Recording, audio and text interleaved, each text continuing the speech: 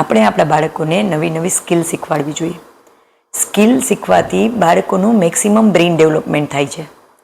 Skill જેવી કે બાળકને કોઈ મ્યુઝિક ઇન્સ્ટ્રુમેન્ટ શીખવાડવું જોઈએ.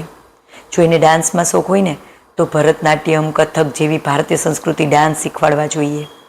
સાથે કરાટે જેવી સેલ્ફ ડિફેન્સ અને ફિઝિકલી ફિટ રાખે એવી ગેમ રમાડવી જોઈએ.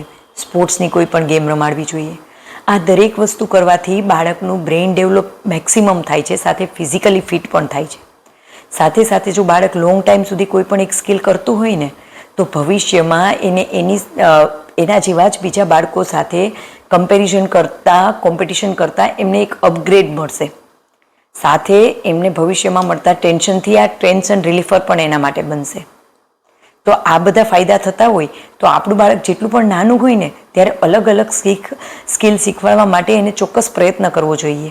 જરૂરી નથી એનામાં દરેકમાં એક્સપર્ટ થાય, પણ મિનિમમ એક વસ્તુ એ શીખશે ને તો એમના બ્રેઇન માટે, એની ફિઝિકલી ફિટનેસ માટે, એના મેન્ટલ હેલ્થ માટે ખૂબ બેનિફિટ થશે.